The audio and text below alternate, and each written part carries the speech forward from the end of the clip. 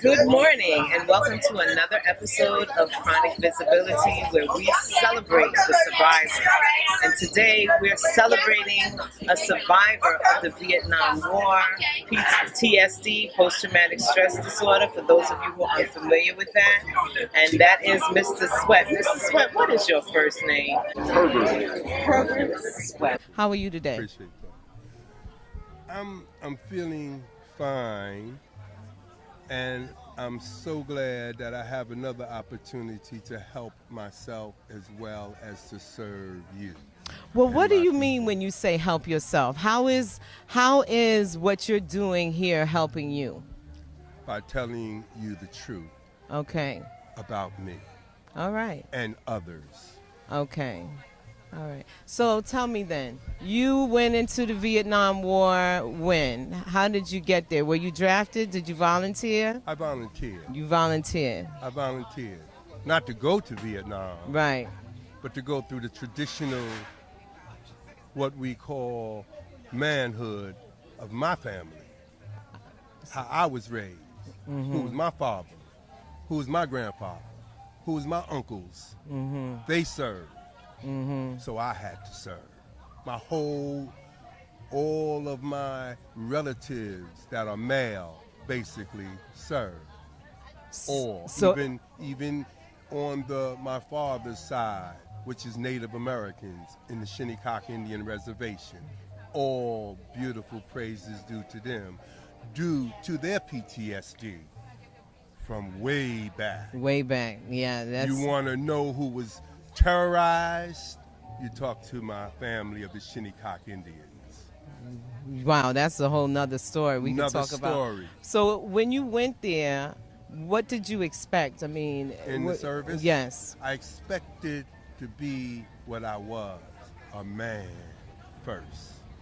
But I found out differently, even though all of my protectors told me. And who were my protectors at that time? You got it right. Mommy and Aunt Francis's and all the aunts and sisters that said no, no, no.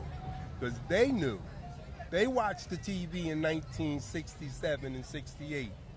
They saw the destruction that was happening, that they just knew their brother, their son, was on their way to. Right. But I didn't think that way. Your thought process was you had to go to be a man. When you come out, you have to be, when you're done here, you are a man. Rites of passage. Right, I see. To live and to die here in America. To call this my home. I am the American. Right. You had to go through this rites of passage. Uh-huh. That was one of the rites of passage that I took it on myself to understand what my forefathers did. Right. They showed me the way. Okay. To free myself. You know, explain to our audience the significance of what was going on in Vietnam at that time, because some of our viewers are younger people. They only know what people have told them. We all know the stuff that's written in the books are not necessarily the way that it went, right? So if you could paint a picture for those of us who do not know what was happening at that time, what happened when you got off the plane and you stepped ground on Vietnam soil? I came in at a place called Benoit, probably the biggest air base in South Vietnam at that time, 1967. It was about 100 and about 5 degrees, and it was a lot of shelling, meaning bombing of the end of the airstrip. So naturally, by me only being 18 years old, and in a place that is about 120 degrees, maybe a little less, 115 degrees, and it's midday, and it's bombing, and you got to run just like the World Trade buildings when they were coming down. Did you see how they ran? Yes. Mm-hmm. And they were all in smoke. We wasn't in the smoke, but we could see all the smoke and all the explosion. And all we did was run, but run where? They kept telling us to the bunkers, to the bunkers. Found out where the bunker was. So my first day, and the average veteran that came to Vietnam during the years of 67 and 68 experienced that, because that was called the Tech Offensive, that particular year. Right. That's the year when there was more killing than at any other time in Vietnam. Any other time in any war. They consolidated more destruction during 67 and 68. and 68 than in any other war at that period of time, 1 year. Wow. It was, to me, very, very, very mishap, disruptive, unknowledgeable of. So, yes, I trained, but I didn't train like in reality. Right. Now we're getting to where my problem comes in. Right. Where the first time I faced reality. First dose of reality. That is a dose of reality. You're getting off the plane, and this is what you drop yourself into. Mm-hmm. That's what the United States dropped you. Department of Defense dropped an 18-year-old black survivor. That's right. Of Bedford-Stuyvesant, born and raised Brooklyn, New York. Right. Understanding the busing issue. I was a bus student. You were a bus student. To Flatbush. They sent you to Flatbush. Which school? Erasmus? Public school 221. 221. There was 4 of us. 2 little beautiful black girls and 2 little beautiful black guys. But that experience did in no way prepare you for... Traumatized us. Right. At the bus stops. Why is it us? Same question I asked when I had to kill. Why? Why me? Why you? Same reason why I went to PS 221 on Empire Boulevard. Right. I was only, me and Victor was only 2 little black boys in the school. And I didn't even understand what was happening. It's very serious. The traumatic things that happened to me and my people during the course of my life. Seeing the 60s evolve, understanding to be born in the 40s, to see my goals in the 50s, and to understand the mission of the 70s, to just collapse. In the 80s. In the 80s. So that and is... embarrass me in the new millennium. Trying to, first of all, we all know, well, some of us don't, that although the Vietnam veterans went to serve our country, they were not treated very nicely when they returned home. So in addition to having to deal with the stressors of being there in the first place and witnessing the terrors and the horrors of being there from the beginning, then you come home and the very country that sent you out there in the first place is treating you as if you're a second-class citizen when you come back home. So tell me then how you, I would like people to know what that was like when you came back home. How did you begin to take the steps so that you are now sitting here today able to talk about these things for the benefit of other people? Well, the first thing is you got to get me home. Right. So that means that's what constitutes me as a survival of a true war. A true war. Not 9/11 over downtown Manhattan. Because that was a war, but it wasn't your war. Individually, you wasn't committed to that. It happened to you. Right. Soldiers are committed to war. Right. We go to war for that one reason you saw downtown Manhattan. Right. Once we got there, I did that. I did destroy people, villages. We burnt them down. I mean, we were shooting the water buffalo and the chickens. Wow. The massacring of these lives and the people in these and the animals, the buffalo. Don't none of you even know That's a shame. why and who we were called and why the world represents the buffalo. I am the buffalo soldier. You only heard the name and don't know the history. Right. So how can you understand why and why I want to die for you? I didn't go over there to die for America. I went over there as a free man in America, raised by a free man, but yet understood the history that we are proving our manhood. I killed because, yes, I thought it would be better for my people. Why? Because I thought these other people were bad for them. Right. And my people over here that I trained with, even though I didn't hear Muhammad Ali, Cassius Clay explained to me, like I didn't hear Elijah say to me with the messages to the black man. I didn't hear it because I was a little too young to understand. And my family was bringing on. Made me go a little left when maybe I was supposed to went right, because otherwise we'll have ourselves death in our city streets again. So I have to bring you back here for the sake of time. We have to come back to America, back here. How's life when you get back? First day off the ship. Off the plane. We call a plane and a ship a ship. Off the plane, the real word is called the bird. The bird, right. The freedom bird. When I got off, it was in Seattle, Washington, 1968, end of it. When I got to Seattle, it was instructed to me to go to this base, this air base. They took me to an air base. From that air base, I went to my first military place where I was told I was going to be discharged.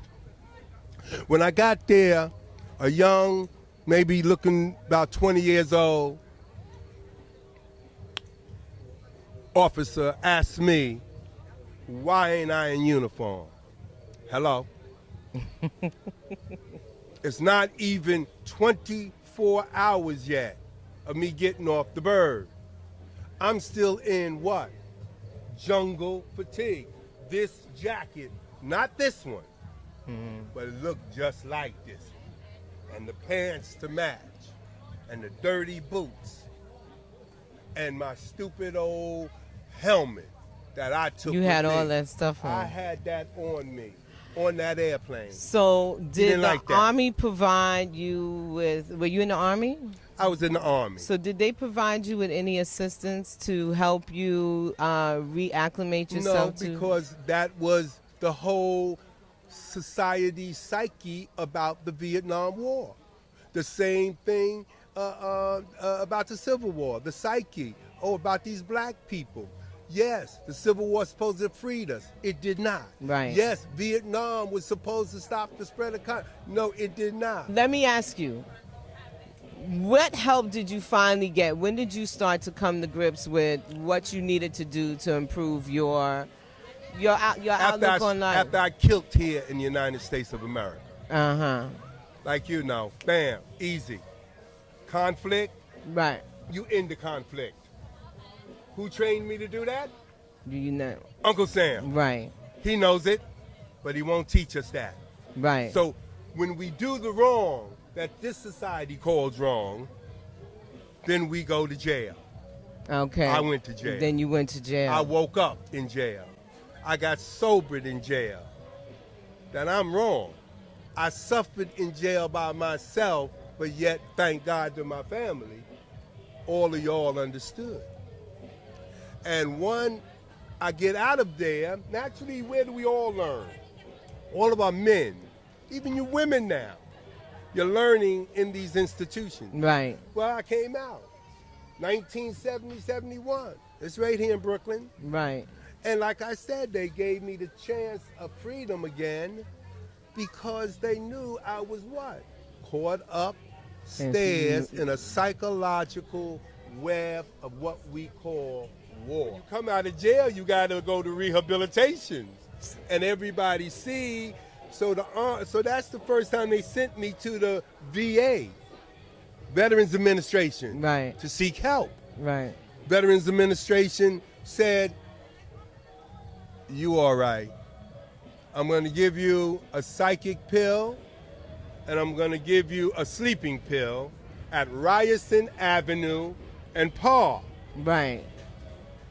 The doctor gave me that for a few years. And didn't do anything. Didn't do anything. Drove me into the 70s and 80s, even stronger here in our city. So when did you come to Black Veterans for Social Justice? After I did about 2 years in the VA hospitals. Hidden hospitals. Mm-hmm. So when I snuck in and graduated, my graduation was from Job Mashariki, who was the founder of Black Veterans for Social Justice Incorporation. A lot of people don't know where that place is. It's at 665 Willoughby Avenue. What do they do there? Off True. What do we do there? We service everyone. Black, white, don't know. What they are, right? Just come. Right. Why? Right. Because we serve not only the veterans first and foremost, but their families, with their tragedies, with their stressors, with their trying to understand what's going on in my mind. Right. And in my little soul, that I don't never feel forgiveness from my higher power, because I did what? Right. I did that sin. No good, Sweat. You can't come to heaven. I know where I'm living. I know what I've done. But I felt I'd done it for a reason, and this helps me to explain to you that I was only a kid. Right. I was 18.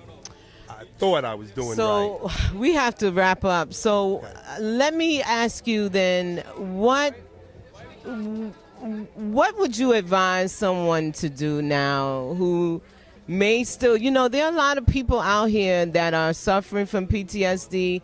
They are not doing anything about it. They're just going through their lives, misery, suffering. Yeah. Their families are suffering as a result. Tremendous. What would you say, what would you recommend that someone do? The first thing to do is, as I just said, people, whether you're the veteran, whether you're the soldier that's home on leave, or whether you are their family, you must come to the only and uniquest place that I've ever found that serves people of color, period. And that is Black Veterans for Social Justice. When I went there, I was received, gave shelter, gave a tender, loving care, understood what to do to save myself and family. I must unite with my peers, talk to each other. What can you tell me about what I did wrong at war?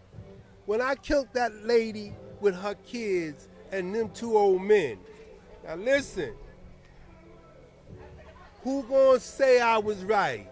Exactly. Nobody on earth. But what about that one that served in World War II or the Korean War? What did he do? And so what do we do? It provides we go there to kill. It provides you with the opportunity to talk about it amongst, with your peers. Yes, that was good. Tell us about the Wednesday group before we wrap. Oh, beautiful. I almost forgot. Right. Because I'm telling you where to come, people. That's where I went. And I was saved because I was amongst my people. And what's my people? Like I said, they be at 665. That's called soldiers, veterans, people of color. They help you understand the traumas that we're going through and how to be at peace with your people. Whether they are soldiers with problems, whether they're women having children and need a pantry, whether they're babies of men or women now in the service that are disabled and don't know what to do. Come there, ask. It will be answered. Wednesdays, every Wednesday. What time is the group? The group starts every day, every day. It's every day now. Now listen, only if you're seeking help for the primary necessities. Right. Shelter, food. Every day. Clothing. Right. Every day. For Okay. that but for post-traumatic stress disorders, to sit down and understand how to help your family and members that are military, to talk to veterans, it's at 10 a.m. and I'll serve you lunch. Wednesdays. I've been to the groups. They're a fantastic group. The conversation, I learned a lot from sitting in on these groups. So if there's anyone out there watching that feels that they need this sort of assistance, please go to the Black Veterans for Social Justice, 665 Willoughby Avenue, 718-852-6004. Anytime, people, come pay homage for yourself. You are only free as your mind. That's true. I had to correct mine. It's not a bad mind no more. I am a good guy. Okay. And I love you. All right. Thank you for helping me. And by thank talking you. to me. And thank you for coming. Tell you. Thank you for being here. I appreciate that. And thank you for watching Chronic Visibility. See you next time. I salute you. It's a wrap. Thank you. Brooklyn Independent Television. On Memorial Day, Black Veterans for Social Justice took to the streets of Bed-Stuy for their first parade and the unveiling of a monument to commemorate Brooklyn's armed servicemen and women. And Brooklyn came out strong to show some love and share some memories. I pledge allegiance to the flag of the United States of America. Thank everyone for coming out today to Black Veterans' first annual Memorial Day Parade in Herbert Sweat.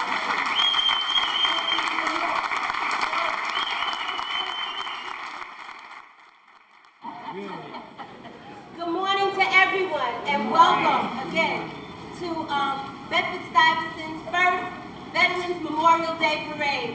And truly this is a great milestone in the life of BVSJ. This is just, again, the beginning. I think every borough should have a parade. You know, not just to have a parade to be ceremonial, but to have a parade also to let individuals know that veterans are not just veterans on these holidays. They're veterans every day, and their needs have to be met every day, and it brings awareness to the needs. So we thank each and every one of you for walking and with us. We hope that you'll join us at 2 o'clock at 665 Willoughby, where we will unveil this Veterans Monument. We're talking, remembering and honoring those who are serving, those who have served, and those who have lost their life in the service of this country. This is the #1 soldier. This was the #1 U.S. military soldier. This is the guy we all learn from, both past and present. We'll keep the rest of that private. But So without further ado, I would like to introduce, and I'm going to ask all of you to please stand. As I present to you the Grand Marshal, founder and Grand Marshal of the Bedford-Stuyvesant First Memorial Day Parade, Mr. Joe Marshall.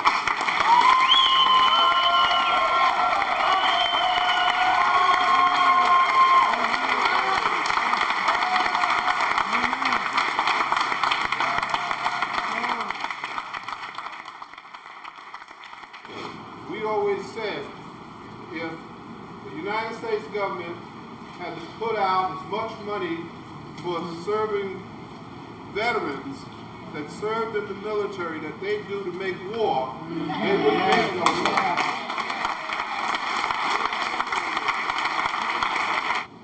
We're citizens of this country.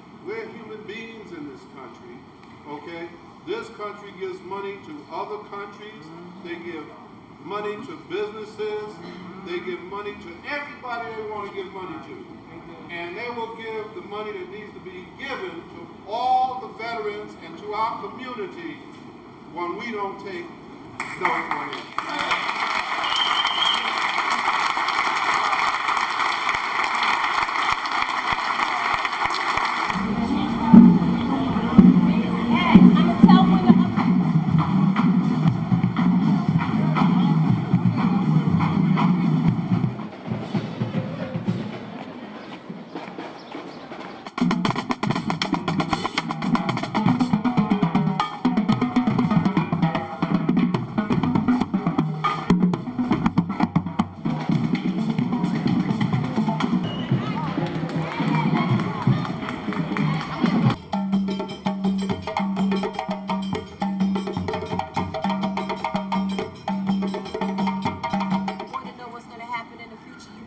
Check out what happened in the past. And if we're going to be successful in what we do, that's what we're going to have to study. And it represents, it says, hold it. Thank you. Least we forget.